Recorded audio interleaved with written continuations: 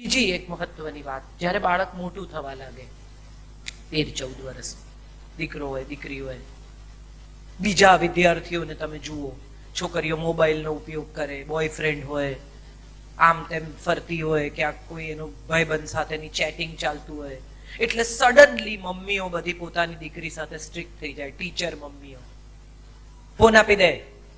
બાજુવાળાને ત્યાં જોયું ને શું થયું? બાજુવાળાને ત્યાં જે થયું એ તમને તમારા સંસ્કારમાં, તમારા ઉછેરમાં વિશ્વાસ નથી. તમે જે દુનિયા જોઈ રહ્યા છો એ જ દુનિયા તમારા ઘરમાં છે એવું શિક્ષક તરીકે પ્લીઝ નહીં ધારતા. કારણ કે તમે બહાર રોજ 30, 35, 40 વિદ્યાર્થીઓ સાથે ડીલ કરો છો. અહીંયા એક બાળક છે અને એને તમને જોયા છે, તમે આદર્શ છો એને માટે. એ નહીં કરે ખોટું, એવા વિશ્વાસ સાથે વાલી બનજો. માત્ર શિક્ષક નહીં રહેતા તમારા બાળક સાથે, કારણ કે એની પાસે શિક્ષકો બહુ છે, વાલી તો એક જ છે. પ્લીઝ, મોટા ભાગના મા બાપ વાલી તરીકે, એટલે શિક્ષક હોય છે ત્યારે વાલી તરીકે પણ શિક્ષક જ રહે છે. ઘરમાં આટલી બધી ડિસિપ્લિનની જરૂર નથી. એને થોડું તોફાન કરવા દો, થોડું ખોટું કરવા દો, થોડી મસ્તી કરવા દો. તમે શિક્ષક છો એટલે લોકો શું કહેશે, એક આ પણ મેં બહુ જોયું છે કે મમ્મીઓ પપ્પાઓ બધા એવું કહે કે કોઈ શું કહે, ટીચરનો દીકરો નાપાસ થયો. કેમ ટીચરનો દીકરો નાપાસ ન થાય? આવું કોઈ શાસ્ત્રમાં, કોઈ કાયદામાં ક્યાંય લખ્યું છે? તમારા શિક્ષક તરીકેના આદર્શને પ્રસ્થાપિત કરવા માટે આપણે કોઈને કેવી રીતે વધેરી નાખીએ? હું મારા દીકરાને હંમેશા કહું છું, પહેલા 12મું ધોરણ પાસ કર્યું, પછી કે હવે મારે કંઈ નથી કરવું, 1 વર્ષ મારે બ્રેક લેવો છે. એને 1 વર્ષ કંઈ ન કર્યું, ઘેર રહ્યો. પછી એની મેળે શું, અરે 12 વાગે ઉઠે ને આવું બધું, એકદમ જીપ્સી લાઈફ. ગમે ત્યારે સામાન પેક કરે કે હું તો ફોટા પાડવા જાઉં છું ને. 1 વર્ષ એને મજા કરી. પછી એની મેળે શોધી આવ્યો કે સાઉન્ડ એન્જિનિયરિંગનો કોર્સ છે. તો બહુ જ સરસ, સાઉન્ડ એન્જિનિયરિંગ કર્યું 1.5 વર્ષ. પછી ફરી પાછો 6 મહિના કંઈ ન કર્યું. હવે ડિઝાઇન સ્કૂલમાં એડમિશન લીધું છે અને હમણાં જ એક દિવસ મને કહેતો હતો, તારા પૈસા ગયા, મને કઈ મજા નથી આવતી. માં સફળ છે માટે બાળક પાસેથી એ સફળતાની અપેક્ષા શેને માટે? ઈશ્વરે બધાની ફિંગરપ્રિન્ટ્સ જુદી બનાવી છે. એનો અર્થ એમ કે દરેક માણસ જ જુદો છે. જો એવું ન હોત તો ગાંધીને ઘેર હરિલાલ ન હોત. જેણે પ્રેમનું પ્રતીક બાંધ્યું, જે જોવા લોકો વિશ્વભરમાંથી જાય છે, એના દીકરાએ મ્યુઝિકની ઠાઠડી કાઢી અને પોતાના 4 ભાઈઓને વધેરી નાખ્યા. શેને માટે? આપણે કોઈ એક વ્યક્તિ વિશે શું કામ એવો નિશ્ચય કરી લઈએ છે કે આ આમ છે માટે આને આમ હોવું જોઈએ? આવું કોઈ સમીકરણ જગતમાં ઉપલબ્ધ નથી. તમે શિક્ષક છો, બહુ સરસ વાત છે, બહુ સારા શિક્ષક છો, એથી પણ સારી વાત છે, પણ એનો અર્થ એવો નથી કે તમે તમારા બાળક ઉપર 30 બાળકોની ડિસિપ્લિન લાદી દો. શાંતિથી એને પણ એના વિસ્મય સાથે, એના કુતૂહલ સાથે, એના બાળપણ સાથે ઉછેરવા દો. એ તોફાન નહીં કરે તો કોણ કરશે? અહીંયા આમ છોકરું ફરતું હોય ને તો તમને બહુ નડે નહીં, પણ કોઈ મોટો માણસ ફરતો હોય ને તો તરત નડે. તો ભાઈ બેસી જાવ ને એક જગ્યા ગોતીને. બાળક ફરતું હોય તો તમને એમ થાય કે એ તો ફરે જ ને. ફુગ્ગો લઈને બચ્ચું દોડતું હોય તો સરસ લાગે, કોઈ બેન દોડતા હોય તો. બહુ સરળ વાત છે કે એનું બાળપણ એનો અધિકાર છે. એટલે એક શિક્ષક અને એક વાલીમાં હંમેશા આ ફરક જાળવી રાખજો કે ઘેર આવો ને પછી વાલી થઈ જજો, પછી શિક્ષક થવાનો પ્રયત્ન નહીં કરતા. આવી મારી એક બહુ નમ્ર સલાહ છે. અને આ સલાહ મારા જ્ઞાનમાંથી આવી છે, કારણ કે મારી માં ટીચર હતી. જેને પહોંચશે એને પહોંચી જશે. પણ આ બહુ મહત્વની વાત મારે તમને કહેવી છે. 12મા ધોરણમાં સાયન્સ જ લેવાનું છે એવું કરીને મને સાયન્સ લેવડાવ્યું. પુષ્કળ માર્ક મરીને હું લઈને આવી અને પછી મેં એમ કહ્યું કે હવે મારે આર્ટ્સ લેવું છે. ત્યારે મને ઘરમાંથી કાઢી મૂકવા સુધી પણ એ લોકો પહોંચી ગયેલા કે તો ઘરમાં જ નહીં રહેવા દઉં.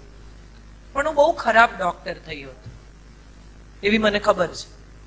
તમે ઘરમાં, તમે તમારા દવાખાનામાં દાખલ થાઓ અને 25 જણા આમ ઉતરેલા મોઢે બેઠા હોય. અહીંયા તમે કેટલા આનંદથી મને સાંભળો છો. તમારા ચહેરા પર આનંદ છે તો મારા ચહેરા પર છે. તમે વિચાર કરો કે તમે દવાખાનામાં એન્ટર કરો ને 25 જણા આવડું મોડું કરીને આમ બેઠા હોય અને તમે ગમે એટલી દવા આપો, એમાં 3 એવા હોય કે જે તમને એમ કે આરામ થતો નથી.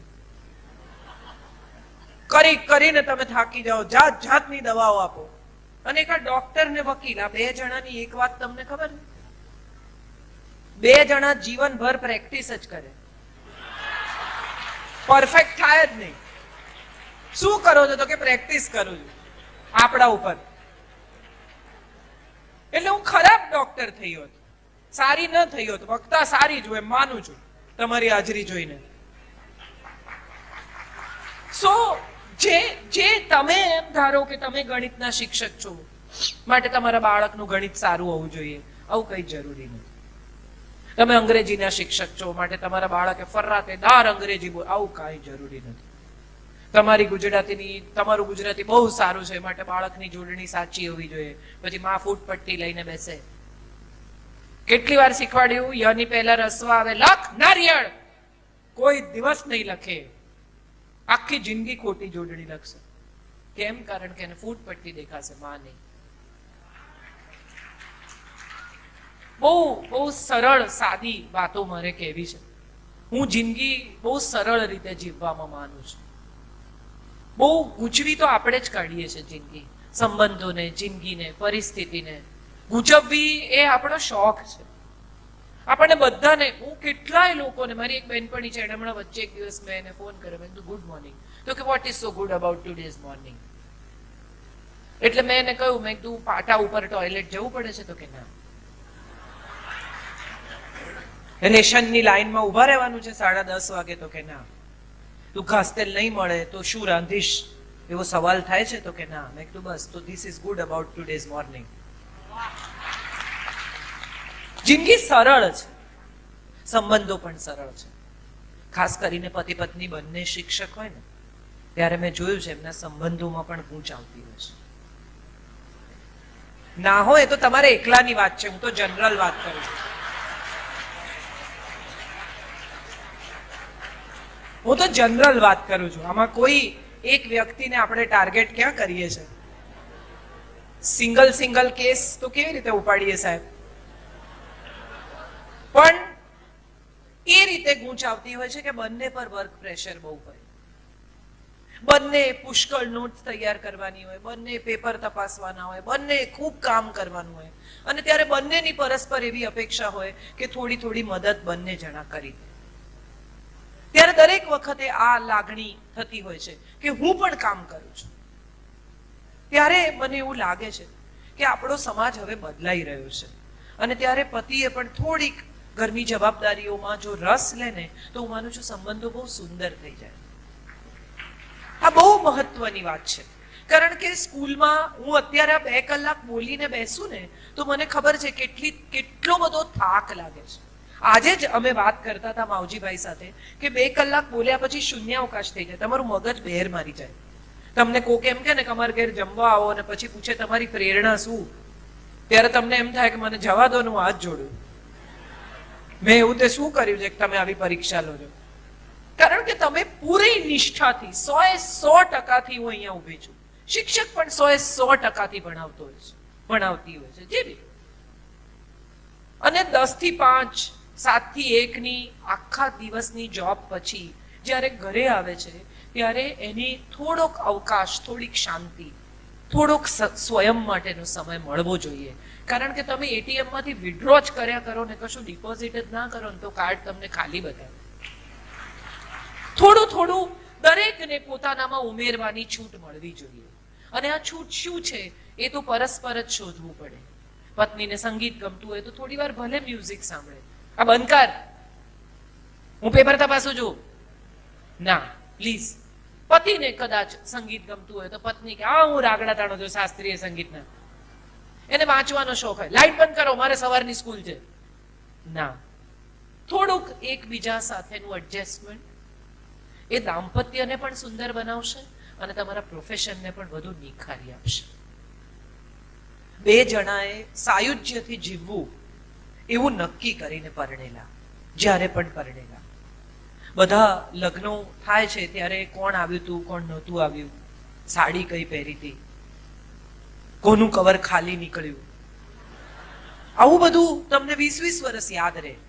જમવાનું શું હતું, તુરિયાનું શાક સહેજ બગડી ગયેલું, આવું પણ તમને યાદ રહે. પણ 7 વચન જે આપ્યા ને લીધા, એ કોઈને તમે પૂછો કે યાદ છે, હમણાં કહેશે આ મને યાદ છે, પણ આ તમારી વાત નથી, આ જનરલ વાત છે. ના ભાઈ, હું જનરલ વાત કરું છું. આમાં પાછું તરત એ પોતાની નોંધાવશે. એટલે મૂળ વાત એટલી જ છે કે મોટા ભાગના લોકોને આ વચનો યાદ નથી. આ વચનો બહુ સુંદર છે. અને શિક્ષક જ્યારે સમાજની ધરોહર છે, બહુ સરસ કહ્યું ભૂપેન્દ્રસિંહજીએ કે શિક્ષક સમાજની ધરોહર છે, પાયો છે. અને એ જ શિક્ષકનું દાંપત્ય જીવન, એનું ઘર, એની ઇમોશનલ લાઈફ જો ક્લેશમય હોય ને, તો એ બીજે દિવસે સ્કૂલમાં જઈને ક્યાંય કશે પણ આનંદથી બાળક સાથે ડીલ નહીં કરી શકે. ફ્રસ્ટ્રેશન માણસનો સ્વભાવ છે. કોઈ ફ્રસ્ટ્રેશન પકડી શકતું નથી, તમારે કાઢી જ નાખવું પડે. અને સૌથી સોફ્ટ ટાર્ગેટ કોણ છે? પેલા નાના બાળકો જે રિએક્ટ નથી કરવાના. શિક્ષા કરવાનો અધિકાર છે, તમારું ફ્રસ્ટ્રેશન કાઢવાનો અધિકાર નથી. તમે ઘેરથી ચીડાઈને, અકળાઈને, કંટાળેલા આવ્યા હોવ અને બચ્ચું બિચારું માર ખાય, ધેટ્સ નોટ ફેર. એવી જ રીતે સ્કૂલમાંથી કંટાળેલા, ચીડાયેલા તમે આવ્યા હો અને બાળક તમારું માર ખાય, એ પણ બરોબર નથી. વ્યક્તિ તરીકે તમારે એબ્સોર્બ કરતા શીખવું પડશે. શિક્ષક બ્લોટિંગ પેપર છે તમામ ફ્રસ્ટ્રેશન્સનો, બાળકના પણ અને પોતાના પણ. આ એને ચૂસી લેવો પડશે, પોતાનું ફ્રસ્ટ્રેશન, પોતાની તકલીફ. એને હક નથી કે આવી રીતે કોઈના પર કાઢે.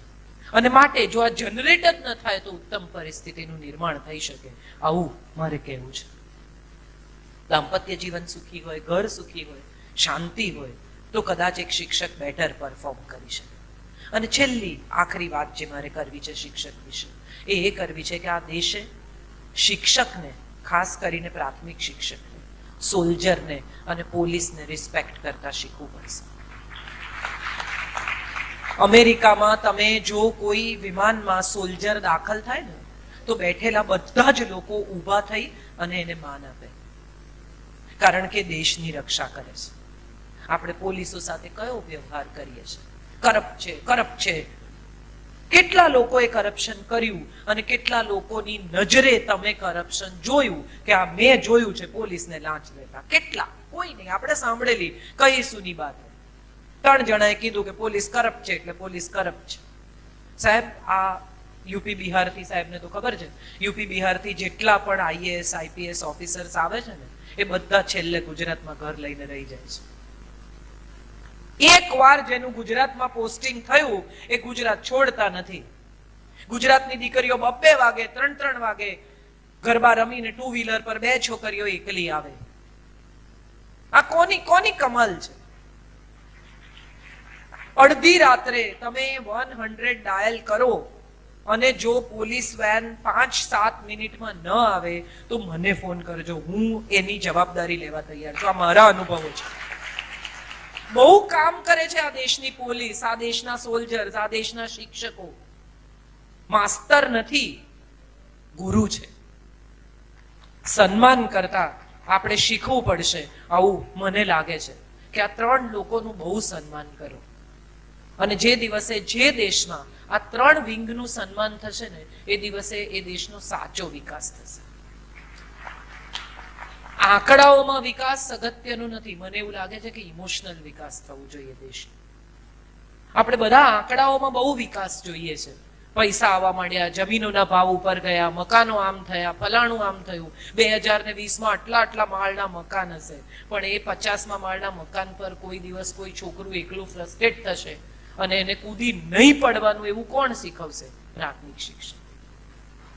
જિંદગીના સંઘર્ષ સાથે લડવાનું, કૂદી નહીં પડવાનું, આવું એને પ્રાથમિક શિક્ષક શીખવશે. સાહેબ, સન્માન થવું જોઈએ આવું મને લાગે છે. અને આજે અહીંથી સન્માન થયું શિક્ષકનું, એ માટે હું બહુ મારી જાતને અહોભાગી સમજુ છું કે અહીંયા હું હાજર રહી. તેજસ્વી તારલાઓનું તો સન્માન થાય, થવું જોઈએ. સરસ વાત છે. બહુ માર્ક લઈ આવે, રંગોળીમાં જીતે, ફલાણું થાય, શાળા શણગાર જીતે, એનું માન થાય, સન્માન થાય, એને ઇનામ અકરામ મળે, સરસ વાત છે. પણ જે નથી જીત્યા ને, એને પણ એવું કહેવાનું છે કે તે ભાગ લીધો ને, એ જ મોટી વાત છે. गिरते हैं वही मैदान जंग में जो चढ़ते हैं, જે ચડે જ નહીં એનું શું? કિનારે ઉભા રહીને તરતા શીખવ્યા કરે ને એ તરી ન શકે, એકવાર કૂદવું પડે. સ્વિમિંગ શીખવાની ચોપડીઓ નથી આવતી, એને માટે પાણીમાં પડવું જ પડે. તમારે ચોપડી વાંચીને સ્વિમિંગ ન શીખી શકાય. સો આઈ પર્સનલી ફીલ કે જે પણ બાળકોને ઇનામ નથી મળ્યા એ છોકરાઓને તમારા ક્લાસમાં જઈને એમને બિરદાવજો કે તમને ઇનામ નથી મળ્યું, બાકી તમે ભાગ લીધો એ અદ્ભુત જ વાત હતી. ભાગ લેતા રહેજો. જો ભાગ લેશો તો કોઈક દિવસ ઇનામને પાત્ર થશો. પહેલી જ વાર એવું નક્કી કરી લેશો કે ઇનામ ન મળ્યું, હવે ફરી ભાગ નહીં લઉં, તો જિંદગીમાં કદાચ ક્યારેય રેકગ્નિશન નહીં મળે.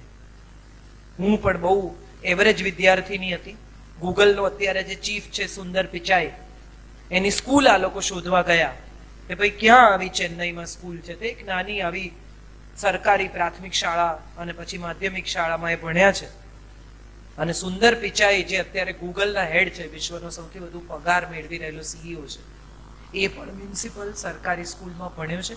એ વાતનો આપણને ગૌરવ હોવું જોઈએ. Thank you so much. આપ સૌનો પૂરા દિલથી, સ્નેહથી, આદરથી આભાર માનું છું. જે કોઈ મંત્રી શ્રી, ગુરુદેવ હાજર રહ્યા, સૌનો આભાર માનું છું. જી ના, હવે ક્વેશ્ચન આન્સર કરીએ. હું એકલી બોલું એવું મારે નથી કરવું. સો આ તો મને તો તમે યુટ્યુબ પર બી સાંભળી શકો ને એમાં તો એક ફાયદો છે કે બંધ બી કરી શકો. એટલે અહીંયા હું મારી જાતે બંધ થાઉં ને એ સારું. બેન હવે બંધ થાય તો સારું એવું મનોમન બધાને થાય, એના કરતા જાતે બંધ થવું. એટલે આપ બધા મને કંઈ પૂછો તો આપણે સવાલ જવાબ કરીએ, જે આપણી વાતચીત હશે. બાકી બોલવું તો ઠીક છે, હવે યુટ્યુબ પર બધું મેં કહ્યું જ છે. સો કંઈ પણ તમારા મનમાં જે વાત હોય ખુલીને પૂછો તો આપણે વાત કરી શકીએ. Let's have a question answer, જે મારો પ્રિય સમય હોય છે. અને બાજુવાળા શું વિચારશે એ પણ જો તમે વિચારવાના હો તો એ શું વિચારશે?